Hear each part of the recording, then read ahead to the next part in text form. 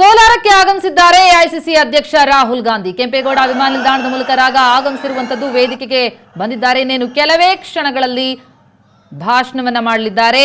ರಾಹುಲ್ ರಣಕಹಳೆ ಕೋಲಾರದಲ್ಲಿ Rahul Gandhi rally. K H Muniyappa ಪರ ಪ್ರಚಾರವನ್ನ ನಡೆಸಲಿಕ್ಕೆ ಆಗಮಿಸಿರುವಂತಹ ರಾಹುಲ್ ಗಾಂಧಿ ಇನ್ನೇನು ಕೆಲವೇ ಕ್ಷಣಗಳಲ್ಲಿ ಮಾತನಾಡಲಿದ್ದಾರೆ.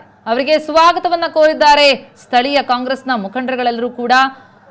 ಕೋಲಾರಕ್ಕೆ ಆಗಮಿಸಿರುವಂತಹ ಎಐಸಿಸಿ ಅಧ್ಯಕ್ಷ ರಾಹುಲ್ ಗಾಂಧಿ ವೇದಿಕೆಯನ್ನು ಹತ್ತಿದ್ದಾರೆ. ಇನ್ನೇನು ಕೆಲವೇ ಕ್ಷಣಗಳಲ್ಲಿ ಮಾತನಾಡಲಿದ್ದಾರೆ. ಕಾಂಗ್ರೆಸ್ನ ಸಮಾವೇಶ ಕೋಲಾರದಲ್ಲಿ, ರ್ಯಾಲಿಯಲ್ಲಿ ಎಐಸಿಸಿ ಅಧ್ಯಕ್ಷರು ಭಾಗವಹಿಸ್ತಾ ಇರುವಂತದ್ದು. ಈ ಮೂಲಕ ಕೋಲಾರದಲ್ಲಿ ರಾಹುಲ್ ರಣಕಹಳೆಯನ್ನ ಮೊಳಗಿಸಲಿದ್ದಾರೆ.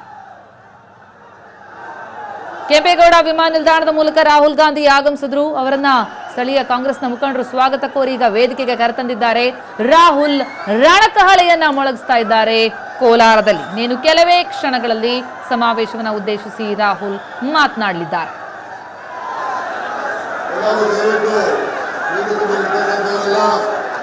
ತಮ್ಮ ಕುರ್ಚಿಗಳಲ್ಲಿ ಆಸೀನರಾಗಬೇಕು ಅಂತ ವಿನಂತಿ ಮಾಡ್ತಾ ಇದ್ದೀನಿ. ಕೋಲಾರ ಲೋಕಸಭಾ ಕ್ಷೇತ್ರದ ಚುನಾವಣೆಯ ಪ್ರಚಾರಕ್ಕೆ ಏನು ಲೋಕಸಭಾ ಚುನಾವಣೆ ಇಡೀ ದೇಶದಲ್ಲಿ ನಡೀತಾ ಇದೆ, ಆ ಚುನಾವಣೆಯ ಪ್ರಚಾರದ ಕಾರ್ಯಕ್ರಮಕ್ಕೆ ಕಾಂಗ್ರೆಸ್ ಪಕ್ಷ ಮತ್ತು ಜೆಡಿಎಸ್ ಪಕ್ಷ ಎರಡರ ಸಂಯೋಜನೆಯೊಂದಿಗೆ ಆಗ್ತಾ ಇರತಕ್ಕಂಥ ಈ ಒಂದು ಬೃಹತ್ ಸಮಾವೇಶಕ್ಕೆ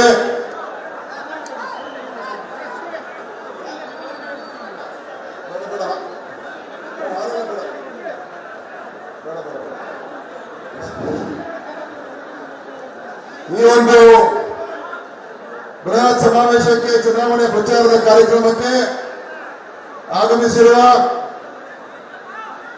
ಅಖಿಲ ಭಾರತ ಕಾಂಗ್ರೆಸ್ ಸಮಿತಿಯ ಅಧ್ಯಕ್ಷರು, ಧೀಮಂತ ನಾಯಕರು, ಶೋಷಿತ ಬಡಜನರ, ರೈತರ, ಮಹಿಳೆಯರ, ಯುವಕರ ಪರವಾಗಿ ರಾಷ್ಟ್ರಾದ್ಯಂತ ಧ್ವನಿಯನ್ನು ಎತ್ತುತ್ತಾ ಇರ್ತಕ್ಕಂಥ ನಮ್ಮ ಭವಿಷ್ಯದ ದೇಶದ ಪ್ರಧಾನಮಂತ್ರಿಗಳಾಗಿರ್ತಕ್ಕಂಥ ಸನ್ಮಾನ್ಯ ಶ್ರೀ ರಾಹುಲ್ ಗಾಂಧಿ ಅವರನ್ನ ನಾನು ಈ ಸಭೆಗೆ ಹೃತ್ಪೂರ್ವಕವಾಗಿ ಸ್ವಾಗತ ಬಯಸ್ತಾ ಇದ್ದೀನಿ.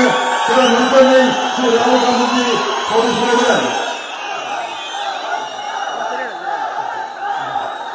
ನಮ್ಮ ರಾಹುಲ್ ಗಾಂಧಿ ಅವರ ಸ್ವಾಗತ.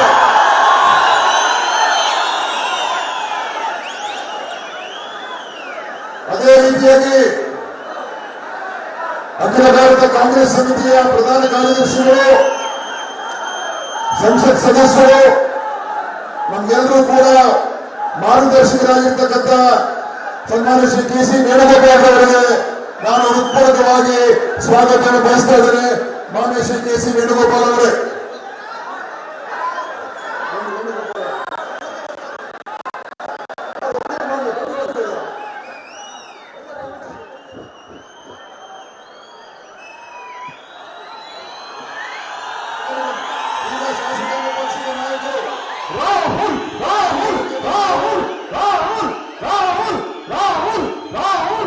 ಒಬ್ಬರಾಗಿ ಸಾಕು, ಬನ್ನಿ ಬನ್ನಿ.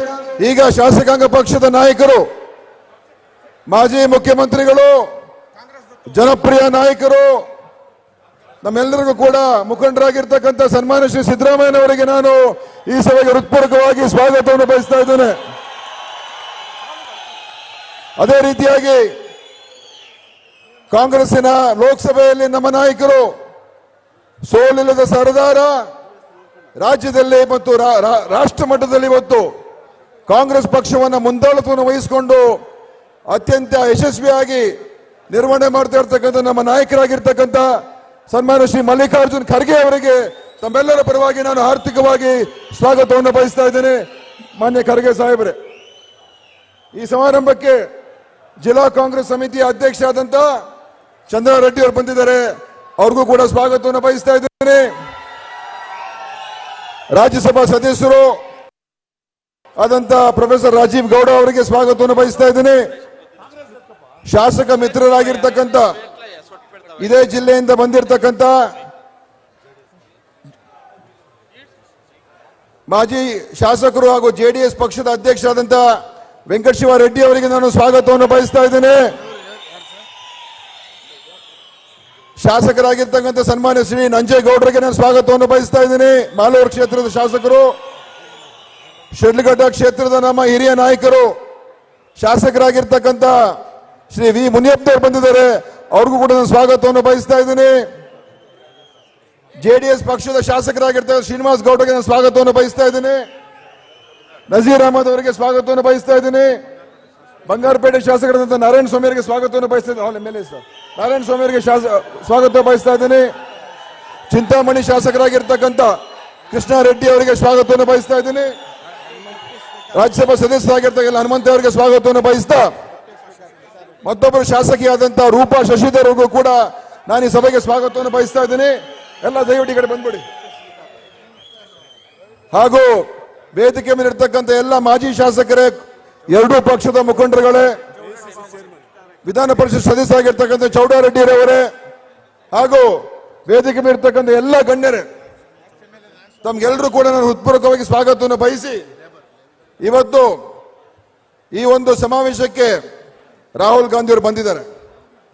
ದೇಶದಲ್ಲಿ ಏನು ಲೋಕಸಭಾ ಚುನಾವಣೆ ಆಗ್ತಾ ಇದೆ, ಇದು ಇವತ್ತು ದೇಶದ ಭವಿಷ್ಯವನ್ನು ರೂಪಿಸ್ತಕ್ಕಂಥ ಚುನಾವಣೆ.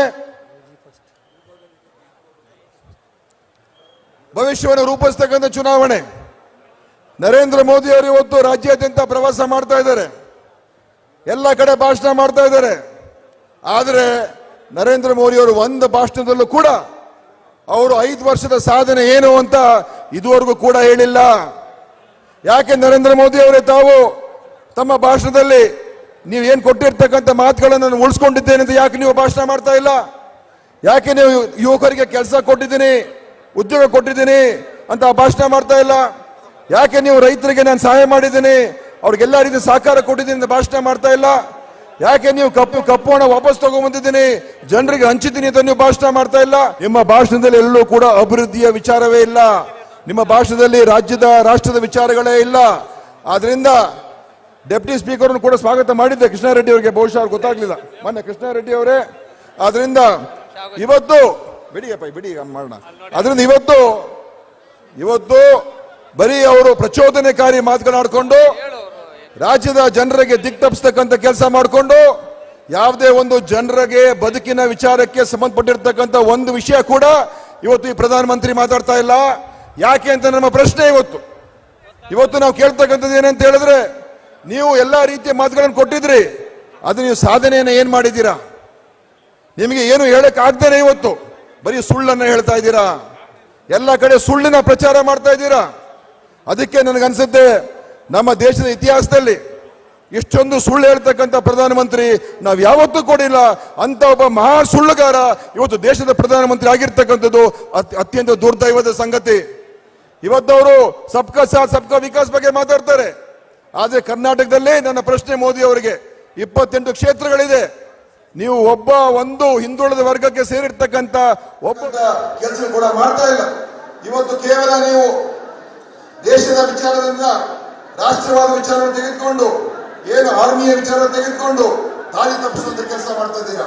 ಇವತ್ತು ನಾನು ಕೇಳ್ತಕ್ಕಂಥದ್ದು, ನೀವು ನಿಮ್ಮ ಮಾತುಗಳಲ್ಲಿ ನಮ್ಗೆ ಬೇಕಾಗಿರ್ತಕ್ಕಂಥದ್ದು 5 ವರ್ಷದ ಸಾಧನೆ ಏನ್ ಮಾಡಿದ್ದೀರಾ, ಅದೆಲ್ಲೂ ಕೂಡ ಪ್ರಸ್ತಾಪ ಆಗ್ತಾ ಇಲ್ಲ. ಅದಕ್ಕೆ ದೇಶದ ಬದಲಾವಣೆ ಆಗ್ಬೇಕು. ಯಾರು ರೈತ ಪರವಾಗಿ ಕೆಲಸ ಮಾಡ್ತಾರೆ, ಯಾರು ಸಾಮಾನ್ಯ ಜನರ ಪರವಾಗಿ ಕೆಲಸ ಮಾಡ್ತಾರೆ, ಯಾರು ಈ ದೇಶವನ್ನ ಒಗ್ಗೂಡಿಸಿ ಐಕ್ಯತೆಯನ್ನು ಕಾಪಾಡ್ತಾರೆ, ಅಂತವರು ಈ ದೇಶದ ಪ್ರಧಾನಮಂತ್ರಿ ಆಗಬೇಕು. ಅಂತ ವ್ಯಕ್ತಿ ಯಾರಾದ್ರೂ ಈ ದೇಶದಲ್ಲಿದ್ರೆ ಅದು ಸನ್ಮಾನ್ಯ ಶ್ರೀ ರಾಹುಲ್ ಗಾಂಧಿ ಅವರು. ಅವ್ರಿಗೆ ಚುಕ್ಕಾಣಿ ಹಿಡಿಬೇಕು, ಅವರು ದೇಶವನ್ನು ನಡೆಸ್ಕೊಂಡು ಹೋಗ್ಬೇಕು. ಅವರ ನಾಯಕತ್ವದಲ್ಲಿ ನಾವು ಪಕ್ಷವನ್ನ ದೇಶವನ್ನು ಕಟ್ತಕ್ಕಂಥ ಕೆಲಸವನ್ನು ಮಾಡಬೇಕಾಗ್ತದೆ. ಅದಕ್ಕೆ ಇವತ್ತು ನಾವು ಕಾಂಗ್ರೆಸ್ ಮತ್ತು ಜೆಡಿಎಸ್ ಎರಡೂ ಒಂದಾಗಿ ಒಂದು ಹೋರಾಟವನ್ನು ಮಾಡ್ತಾ ಇದ್ದೀವಿ. ಈ ಹೋರಾಟವನ್ನು ನಾವು ದೇಶವನ್ನ ಉಳಿಸೋಕ್ಕೋಸ್ಕರ ಈ ಸರ್ವಾಧಿಕಾರ ಧೋರಣೆಯಿಂದ ನಾವು ದೇಶವನ್ನು ಉಳಿಸಬೇಕಾಗ್ತದೆ, ಪ್ರಜಾಪ್ರಭುತ್ವವನ್ನು ಉಳಿಸಬೇಕಾಗ್ತದೆ. ಹಿಂದೆ ಹೋದ್ರೆ ಇವತ್ತು ಮಾಫಿಯಾ ರಾಜ್ ದೇಶದಲ್ಲಿ ಆಗ್ತಾ ಇದೆ. ಮೋದಿ ಮತ್ತು ಅಮಿತ್ ಶಾ ಅವರ ರಾಜಕಾರಣ ಏನಿದೆ ಅದು ಒಂದು ರೀತಿ ಮಾಫಿಯಾ ಪಾಲಿಟಿಕ್ಸ್ ಮಾಡ್ತಾವ್ರೆ. ಹೆದರಿಸುವಂತದ್ದು, ರೇಡ್ ಮಾಡಿಸುವಂತದ್ದು, ಬೇರೆಯವರೆಲ್ಲ ಬ್ಲಾಕ್ ಮೇಲ್ ಮಾಡಿಸುವಂತದ್ದು, ಯಾರಿಗೂ ಕೂಡ ತಮ್ಮ ಅಭಿಪ್ರಾಯ ವ್ಯಕ್ತಪಡಿಸತಕ್ಕಂಥದಕ್ಕೆ ಅವಕಾಶ ಮಾಡಿಕೊಡ್ತಾರೆ. ಇವತ್ತು ಅಧಿಕಾರದ ಸಂಪೂರ್ಣ ದುರ್ಬಳಕೆ ಮಾಡ್ತಕ್ಕಂಥ